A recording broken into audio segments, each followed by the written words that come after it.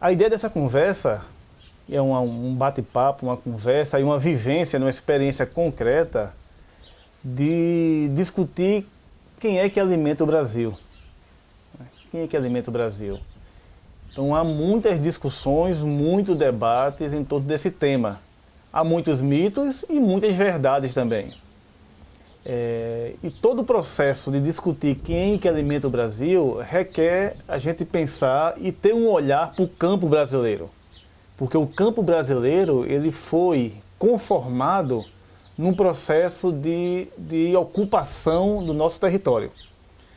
Nós pensamos o seguinte, atualmente a nossa estrutura fundiária, não é, que nós chamamos da grande questão agrária brasileira, que tem a ver como é que as terras no Brasil está dividida, está socializada. E aí, quando olhamos os dados do IBGE, né, do Instituto Brasileiro de Geografia e Estatística, nós percebemos que o Brasil é um país de alta concentração de terra. A concentração de terra no Brasil, ela só perde para o Paraguai, em nível mundial. Então nós somos um dos países que mais concentra terra no mundo. O que é que isso significa? Significa dizer que 1% das propriedades brasileiras detém 47% de toda a terra do Brasil. É como se o Brasil tivesse 10 habitantes e um habitante controlasse quase que a metade do Brasil. Então é uma concentração de terra muito grande, muito elevada. E isso tem consequência para o meio ambiente, isso tem consequência para a saúde das pessoas, isso tem consequência para a produção de alimentos. Mas na contramão dessa história, nós percebemos que a agricultura camponesa de base familiar, que hoje representa em torno de 18% a 20% das propriedades rurais brasileiras, é quem produz 70% dos alimentos que chegam na mesa de todos os brasileiros e brasileiras. Hoje o que se produz no assentamento se produz de tudo, porque da macaxeira, batata doce, o inhame, o cará, e fava, feijão, tudo que você imaginar da agricultura familiar ou camponesa a gente planta. Aí tem o maracujá, o abacaxi, o mamão, a graviola, a pinha, a acerola, a manga, a jaca, a siriguela, o abacate.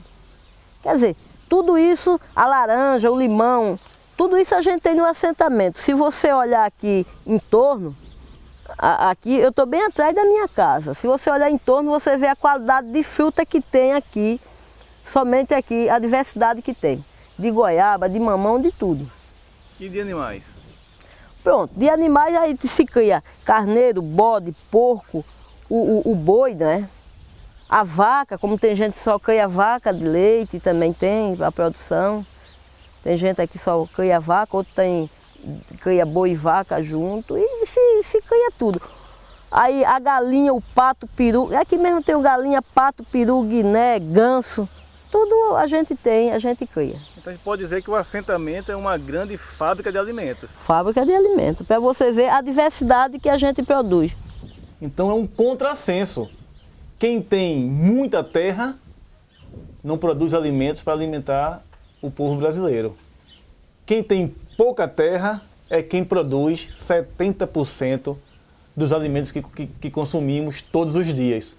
Imagine se esse país tivesse uma justa partilha da terra. Nós poderíamos produzir tudo que nós nos alimentamos e poderíamos ainda alimentar outros povos e outras nações, pela quantidade de terra que temos disponível, de água, de sol, um país tropical de dimensão continental. Então o Brasil reúne todas as características para ser o grande celeiro, o grande produtor de alimentos no mundo. Mas, infelizmente, o que cresce de produção no Brasil, se você faz um estudo, ainda com os dados do IBGE, dos censos agropecuários de 96, 2006, percebemos que a produção de soja, a produção de cana-de-açúcar, a produção da pecuária extensiva cresce de forma muito acentuada, enquanto que a produção de mandioca, de arroz e de feijão tem diminuído. Então, o que é que isso significa para a gente? Significa dizer que quem concentra a terra no Brasil só produz produtos para exportação, não produz produto para alimentar o povo brasileiro. E isso tem uma origem no processo de colonização. O nosso país foi constituído num tripé: concentração de terra, trabalho escravo e monocultivo. Esse foi o tripé que foi construído o território nacional. Mas o Brasil não foi sempre assim. Antes da colonização chegar aqui, nós tínhamos povos espalhados por toda a terra. Aqui em Pernambuco tinha os caetés, tinha os tabajaras, por exemplo, que ocupavam o nosso litoral. Então esses povos não produziam monocultivo. Esses povos não tinham concentração de terra e esses povos não tinham trabalho escravo. Então uma outra lógica se impôs à lógica dos povos originários que ocupavam o nosso território nacional. E a gente pode dizer que esse foi um grande embate territorial. O território do capital se impondo sobre o território dos povos que produziam alimentos para se abastecer nas suas comunidades. A luta aqui foi contra a usina Santa Teresa. Foram 9 anos de luta, debaixo da lona preta, com várias reintegração de posse. A gente foi assentado aqui em 2005, final de 2005. Aí vai fazer 11 anos de assentamento já, novembro. E o que é que tinha nessa terra aqui antes de ser assentamento? Só cana, só cana. A gente chegou aqui, antes quando a gente chegou, que ocupou aqui em 97, só era mato só tinha capoeira, não tinha um pé de cana sequer. Em 2003, quando teve, praticamente, a gente não vamos dizer que foi o último despejo, no início do ano 2003, que despejou a gente e a gente ficou na margem da pista, ele plantou tudo de cana. O despejo é tudo de ruim. É quando vai tirar a gente das casas, mesmo a casa de lona, como chama o barraco de lona, é nossa casa. É onde a gente vive com nossa família. Além de destruir tudo que a gente tem na nossa casa, também destruir o que é mais importante, que é a produção de alimento. A nossa produção que a gente tinha foi tudo destruído. Tudo destruído. A gente não ficou com nada. Que a gente já abastecia já as feiras da região, Carpina, Nazaré, Tracunhaém e Araçoiaba. Mesmo acampamento, a gente já sobrevivia tranquilo com o que a gente produzia mesmo nos acampamentos e que abastecia a feira, até para a Ceasa, né? Que a gente produzia muito inhame, eu mesmo tinha grande produção de inhame que já fornecia para a Ceasa também, mesmo sendo um acampamento. O despejo é tudo isso de ruim, porque além de tirar a gente da terra, destrói tudo que a gente tem, principalmente a produção. A lógica da agricultura brasileira, ou da grande parte da agricultura brasileira, ela está alicerçada no modelo agroexportador. É produzir em grandes quantidades, né? Em grandes quantidades de número, mas com pouca diversidade, para poder exportar toda essa produção. E aqui ao lado temos produção de cana-de-açúcar, por exemplo, que produz o álcool e o açúcar, majoritariamente, que vão ser exportados para outros países, não é? Então essa é a chamada grande produção agrícola brasileira, que é no modelo agroexportador. Só que não existe apenas essa produção no Brasil, existe a produção da agricultura camponesa, da agricultura familiar, que tem uma outra base. A base é familiar, se produz na família, onde os pais, as mães, os filhos, os parentes trabalham de forma muito integrada. É uma relação extremamente ligada com a natureza, não é? Extremamente ligada com a natureza, que é uma outra lógica de se produzir. Porque aqui é a família inteira que trabalha. Até minha mãe, já chegando nos 80, ainda trabalha, porque quem cuida da alimentação, da ração das galinhas, dos bichos aí, é ela, que todos os dias que bota. Porque aqui a gente planta o milho e a gente mesmo tira para fazer a alimentação. Tanto faz o fubá, como faz o xerém, como o milho também, que a gente é a máquina que faz tudo isso. E a alimentação dos bichos são o que a gente produz. Então a gente pode dizer que o assentamento é uma grande fábrica de alimentos. Fábrica de alimentos, para você ver a diversidade que a gente produz. Aí é isso. E todo esse alimento aqui serve para quê e vai para onde? Bom, primeiramente para a gente se alimentar, né? Que a gente se alimenta do que a gente produz, a gente sabe que é um alimento de qualidade. E depois a gente bota também para merenda escolar, para o PA, que é o PENA e o PA, né? Merenda escolar. A gente bota nas feiras para vender, a gente fornece para a Ceasa, porque aqui mesmo a gente fornece maracujá para a Ceasa na época da safra, porque a demanda aqui é tanto que a gente planta, graças a Deus, a gente leva para a Ceasa, tanto o maracujá como a pasta de maracujá, que é para eles fazer pouco. Então essa fábrica de alimentos, que é o assentamento, serve para vocês e serve para quem mora na cidade, né? Quem mora na cidade. E será que o povo da cidade entende toda essa preocupação dos alimentos, da reforma agrária, que produz alimentos e que esse alimento abastece a mesa da cidade?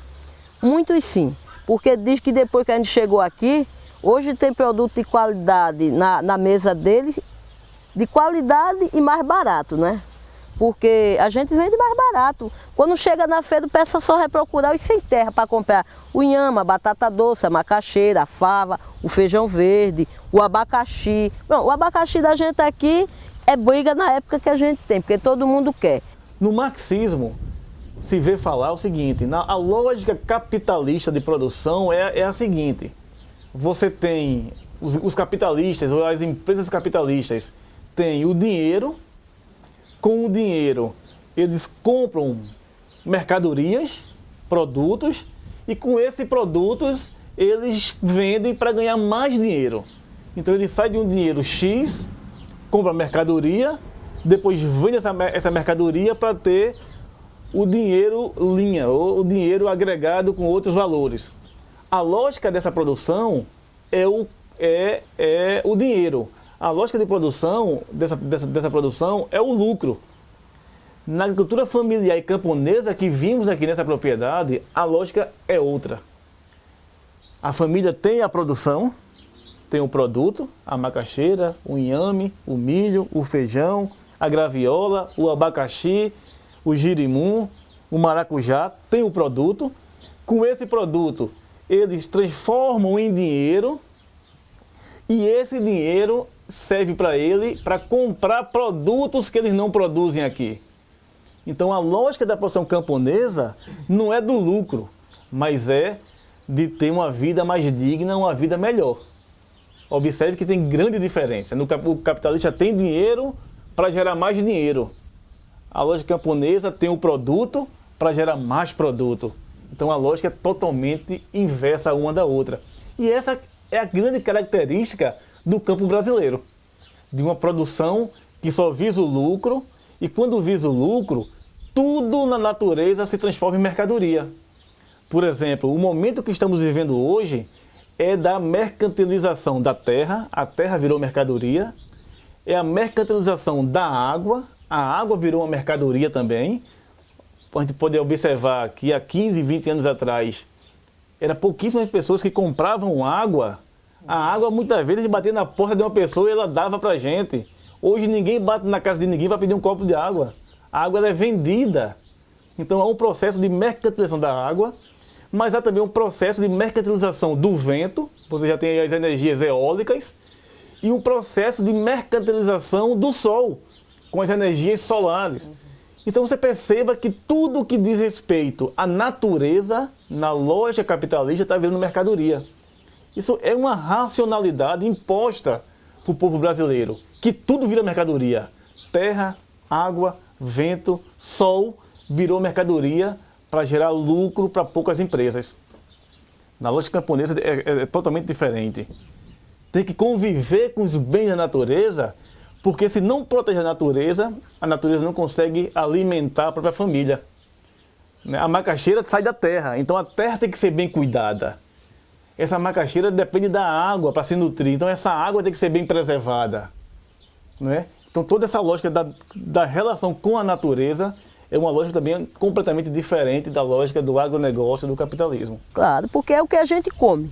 Eu não vou plantar separado para eu me alimentar, sem produto químico, e plantar com produto químico para passar para as pessoas. Isso jamais. Do jeito que eu planto para me alimentar e minha família, é o mesmo que a gente passa para vender para as pessoas também. Produto de qualidade. A gente tem do assentamento, 20% da área é reserva. É reserva. A reserva legal e a reserva permanente, que é onde tem as fontes da água, tudinho. Nada de produto químico. Nós somos cercados da reserva e a gente não deixa ninguém desmatar, nem caçar também, nem pegar passarinho na área também, que a gente tem que manter isso aí. A gente é proibida a caça aqui dentro e pega passarinho também. Que antes não tinha, hoje já tem diversas qualidades de pássaro aqui no assentamento. E também a cutia, a capivara, o tatu, a paca, o quandu, vários tipos de animal silvestre a gente tem aqui. Então a gente percebe que há modelos em disputa. Há modelos em disputa que o professor Ariovaldo Umbelino, ele chama desse conflito territorial. Né? Conflito territorial. O território do capital sempre vai, cada dia vai tentando se apropriar de todos os bens da natureza. Mas do outro lado também tem as comunidades que fazem com que a natureza não seja privatizada, que a natureza seja um bem comum. Então você vai ver a produção de alimentos sem veneno, a produção de alimento que não é de forma do monocultivo, a produção de alimento que é feita de forma diversificada, respeitando os ciclos naturais de cada cultura. Então, para a gente, esse é o grande corte que nós temos no campo brasileiro. De um lado, um modelo que concentra terra, concentra água, concentra vento, concentra sol, tem trabalho escravo e produz somente um ou dois produtos, dois alimentos. E de um outro lado temos uma agricultura que tem a sua base na pequena propriedade, na partilha da terra, que é para partilhar o pão, na diversidade da produção, no cuidado com a água, como vimos aqui com a cisterna, né? No cuidado com os animais, como vimos aqui com as galinhas, com os perus, com os gansos, com os patos, no cuidado com a natureza e com a família. Então, entender esse campo brasileiro, pensando em quem produz alimentos, é nos questionar também. Em relação à reforma agrária, que tem muita gente que critica, é que dá certo. E é onde a gente produz, e produz de qualidade, alimento de qualidade. E o pessoal da cidade, várias pessoas que hoje vivem na cidade, tudo vieram do campo, que foram expulsos do campo. Aqui mesmo, perto, aqui da minha casa, quando eu cheguei aqui, tinha uma área que tinha o quê? Umas 45 famílias que viviam no sítio arrodeado de cana. Que foi que o proprietário das terras fizeram? Mandaram tudo para a cidade, né? Tiraram do campo, passaram as máquinas no sítio, pé de manga, abacate, jaca, tudo que você imaginar. Ali foi destruído tudo, jogado embaixo no córrego, aterraram os pés de árvore também, abriram uma vala, botaram dentro e cobriram. E essas pessoas estão tudo na cidade. Na cidade não, morando nas favelas, porque não tem direito nem uma casa digna para morar. É que dá certo e volta para o campo. Ocupe terra, como a gente fez, porque a maioria da gente, eu sou filha de agricultor. Minha mãe é agricultora, hoje eu não tenho mais pai, mas meu pai era agricultor. E a gente não vai negar a nossa raiz, então a gente tem que voltar para o lugar de fato de onde a gente era, que é o campo. E não na cidade, porque eu acho que na cidade não tem como a gente criar com a violência que está hoje. A gente está vendo, é droga, é tudo que a gente vê por aí. A gente cria uns filhos na cidade, num lugar desse, os meninos desocupados, sem ter o que fazer, só pensam em fazer coisa errada, porque é isso que acontece. E aqui não. Aqui eu criei meus filhos trabalhando aqui dentro. De manhã sabe o que é que tem que fazer, estuda de tarde, então de manhã vai para a roça, ajuda a cuidar da plantação, dos bichos de tudo, à tarde vai para o colégio. E se estudar de manhã vai para o colégio e à tarde vai para a roça para ajudar. Que é assim que a gente cria filho, é assim. Porque o governo diz que dá uma esmola Bolsa Família, diz que não é para os meninos trabalhar. Mas a gente tem que trabalhar, porque do pequeno é que faz o grande. Se eu vivo aqui dentro, se eu tenho um filho, não boto ele para trabalhar, o que vai ser dele depois? Ele não vai saber plantar um pé de inhame para comer? O meu está com 18 anos, é o meu mais novo que vive aqui comigo, está com 18 anos. Tudo isso aqui é ele que planta. Isso aqui eu não pago para plantar. Tudo isso aqui é ele que planta. Eu ajudo sim a tirar, a selecionar muda, porque tem umas maiores, umas pequenas, a gente tem que selecionar tudinho. E o resto, quem verga aqui para plantar, isso aqui é ele. Ao fazer sua feira aos produtos da agricultura familiar, você está defendendo e está apoiando um tipo de agricultura e um tipo de campo para o Brasil. Se você está consumindo, está comprando produtos com veneno, com agrotóxico, oriundo do agronegócio, você está defendendo e está compactuando com a degradação do meio ambiente e com o trabalho escravo, por exemplo. Então o consumo, ele é uma escolha política, é uma definição que você vai ter que fazer. Por exemplo, qual é o campo que eu quero para o Brasil? Que sociedade eu quero construir? Eu quero construir uma sociedade que tem como base a concentração ou a diversificação? Eu quero construir um campo que seja envenenado ou um campo livre dos agrotóxicos e um campo sadio? Eu quero construir um campo onde a gente produza uma única cultura que só serve para exportar, ou quero um campo onde a diversidade é a tônica desse campo? Então, consumir hoje no Brasil é um ato político, é uma escolha que tem que ser feita. E aqui nessa propriedade de Marilene, nós temos o maior exemplo disso, do que é um campo diverso, com respeito à natureza, com a família integrada e que realmente mostra para a gente, na prática, quem é que alimenta o Brasil. Tudo é queimado, tudo praticamente eles não limpam a cana, você vê que aqui é tudo limpo na enxada, né? Aqui tudo limpo na enxada. E lá tudo é queimado, tudo é produto químico que bota para matar os matos. E aqui não, aqui a gente é tudo natural. E você vê, lá eles pegam a trabalhar ali, 4 horas da manhã já está chegando os ônibus, porque a gente não sabe de onde, meu Deus. Queimando um negócio daquele ali, que ela queimada nem para chupar não presta, que aquilo ali já fica ruim. E você aqui, se chegar qualquer um aqui, eu vou te oferecer uma laranja para chupar, um cozinhado de macaxeira. Não é, ali é agronegócio. Ali vai produzir em grande quantidade, aqui não, aqui a gente produz, porque eu tenho o quê? 8 hectares de terra, mas a diversidade que eu tenho 8 hectares de terra. Aqui é da usina Santa Teresa, só aqui na Mata Norte, ele tem o quê? 35 mil hectares de terra, para produzir o quê? Só bambu e cana. Ninguém não come bambu, ninguém não come cana. Aí é isso que eu estou dizendo, só para fazer o açúcar e o álcool. E o vinagre também, que faz mais alguma coisa do açúcar. Aí a grande diferença é do agronegócio para o pequeno produtor ou pequeno agricultor, como a gente chama. Num espaço tão pequeno, a diversidade que a gente tem, enquanto eles, além de usar os produtos, os venenos deles, em grande quantidade, queima tudo, destrói tudo, você passa, está tudo queimado. A gente aqui não.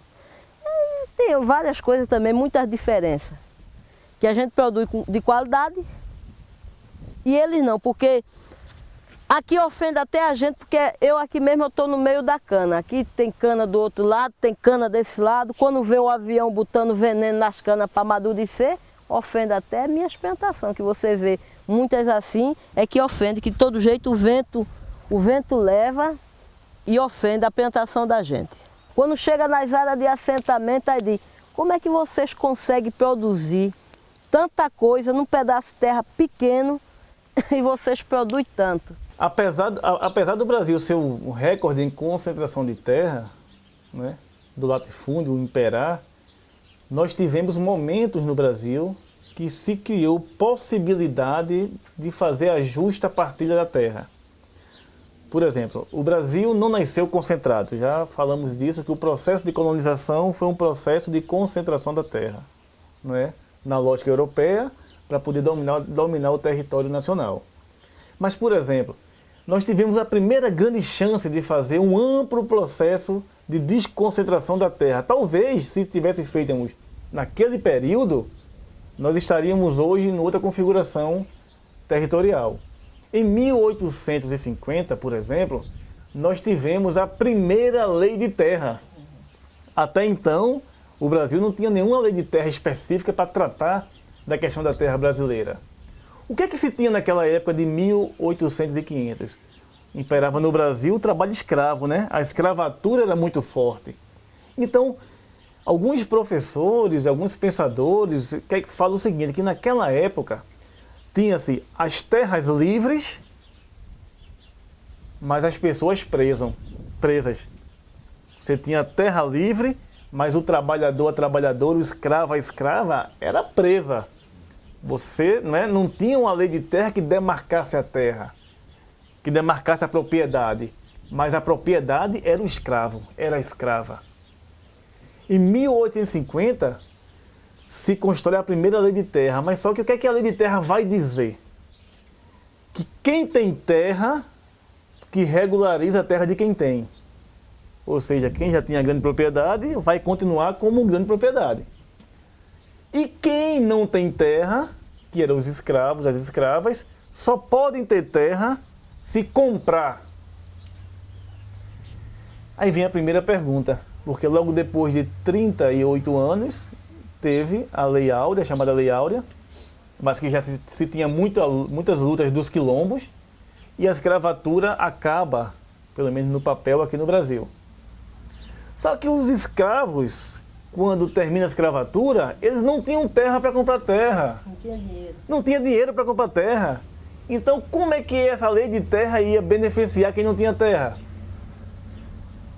Ou seja, inverteu-se. Aonde o trabalho era preso e a terra era livre, com a lei de terra fez o contrário. Prenderam as terras e libertaram o trabalhador. Mas o poder continuou na mão dos mesmos, do latifúndio, dos grandes proprietários. Porque os escravos e as escravas não tinham dinheiro para comprar terra e serem livres por completo. Porque libertar a terra é libertar também o trabalho. Então você perceba que esse primeiro momento do Brasil foi um momento de um debate riquíssimo, de uma possibilidade de fazer a partilha da terra, mas no entanto não foi feito, se manteve a mesma estrutura de poder. Um outro momento que o Brasil teve de fazer a reforma agrária foi em 1962, 64, com as reformas de base. E com as reformas de base, uma das grandes bandeiras era a reforma agrária, inclusive puxada pelas ligas camponesas que têm origem aqui em Pernambuco. E as ligas camponesas diziam, reforma agrária na lei ou na marra. O que ocorre quando o governo, na época, começa a sinalizar para realizar uma verdadeira reforma agrária? Ocorre um golpe militar no país, inclusive com interesse norte-americano de controle do nosso território nacional. Então, mais uma vez, o Brasil perde a chance de fazer uma grande distribuição de terra e a ditadura militar no Brasil, o golpe militar, fez justamente o contrário. Se concentrou a terra e introduziu de forma intensiva o capitalismo no campo com a chamada Revolução Verde. Começou os agrotóxicos a entrar justamente naquele período, final da década de 60 com o início da década de 70. Não é? A mecanização, os agrotóxicos, todo o processo de introdução intensivo do capitalismo no campo. Um outro momento que tivemos chance de fazer reforma agrária no país foi logo depois, com o fim do regime militar, no período de redemocratização da terra. Inclusive, naquele período, em 84, 85, foi feito o primeiro Plano Nacional de Reforma Agrária. O primeiro plano de reforma agrária, ou seja, era um plano que se pensava assentar 400 mil famílias em 4 anos, não é? Em 4 anos, um plano muito bem elaborado com Plínio da Rosa Sampaio, com José Gomes, os grandes pensadores e estudiosos da questão agrária estavam inseridos nesse processo. O que é que ocorre? Ocorre que com o fim do regime militar, se elege de forma indireta um presidente, que foi Itamar Franco, que foi Tancredo Neves, Tancredo Neves não chega a assumir a presidência, quem é que assume? Sarney, o grande latifundiário brasileiro. E esse plano de reforma agrária nunca saiu do papel. Nunca saiu do papel. Então tivemos pelo menos 3 chances claras de possibilidade de fazer reforma agrária no país. A quarta chance que os movimentos do campo estão discutindo foi no início do governo Lula. Porque você termina o período neoliberal, o neoliberalismo mostrando que só se acentuou os problemas da sociedade, não resolveu a questão agrária, o Brasil aumentou os conflitos por terra nesse período todo, e aí se elege um governo, um presidente da República, que tem origem na classe trabalhadora e que esse presidente diz que uma das suas bandeiras seria a reforma agrária que faria numa canetada. Logo no primeiro ano do seu mandato, o governo Lula fez o segundo Plano Nacional de Reforma Agrária, que também não saiu do papel, e perdemos a grande oportunidade de fazer uma grande distribuição de terra nesse país. Portanto, a sociedade brasileira nunca teve em si um processo profundo de repensar a nossa territorialidade no campo brasileiro, de pensar uma distribuição de terra no campo brasileiro. E por que nunca foi feita a reforma agrária no Brasil? Um dos poucos países do mundo que nunca foi feita a reforma agrária é o Brasil. E por que não se fez reforma agrária com tantas chances, com tantas possibilidades? Porque a terra no Brasil significa poder. A terra no Brasil, ela não serve apenas para produzir. O latifúndio consegue lucrar da propriedade sem ter um pé de nada, que aí se dá o nome da especulação. A terra serve para especulação, não é? Que é retirada da terra, o que se chama nos estudiosos, a renda da terra.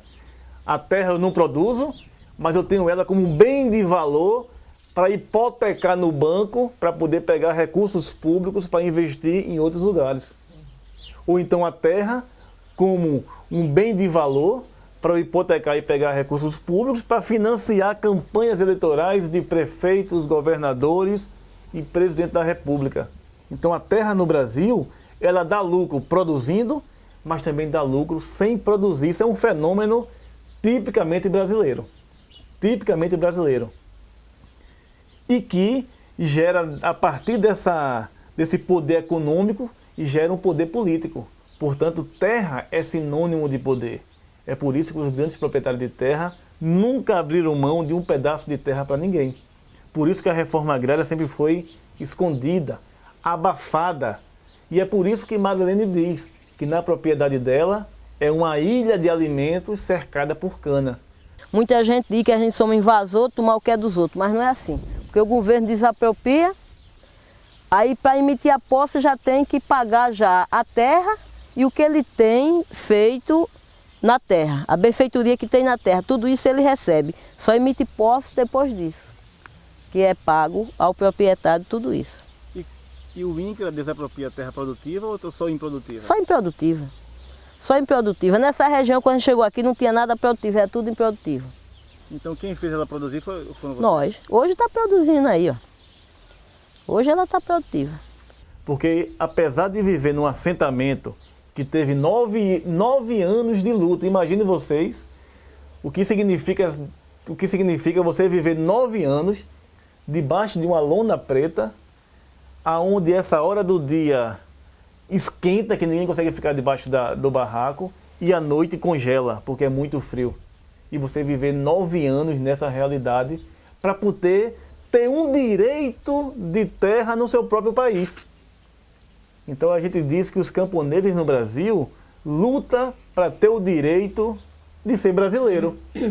Porque eu fico sempre fazendo analogia o seguinte: imagina um professor querer trabalhar e negar a ele um quadro, um giz, uma sala de aula.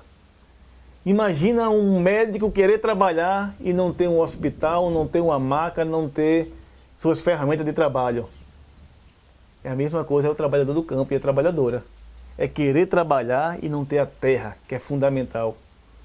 Da mesma forma que o médico salva a vida das pessoas, que o professor educa, contribui na educação, o trabalhador e o trabalhador no campo garante a vida, que é o alimento que todo mundo precisa. Então o Brasil nega ao povo do campo o direito de viver e de fazer as pessoas viverem também, a partir da sua produção. No entanto, é esse povo que não tem terra, que tem pouco apoio, que alimenta esse Brasil com 70% dos alimentos que nós comemos. E a reforma agrária é a grande saída para fazer grandes mudanças estruturais do ponto de vista da produção de alimentos, mas também de democratizar a terra e o poder no país. Que da forma que a terra é concentrada, o poder também é concentrado. E as grandes empresas de alimentos no mundo controlam as sementes, que é para controlar a produção. Então a produção camponesa vai de encontro a toda essa lógica do agronegócio, que concentra terra, semente e tecnologia, e a produção camponesa, mais do que tudo, faz gerar vida, como a gente viu aqui nessa propriedade.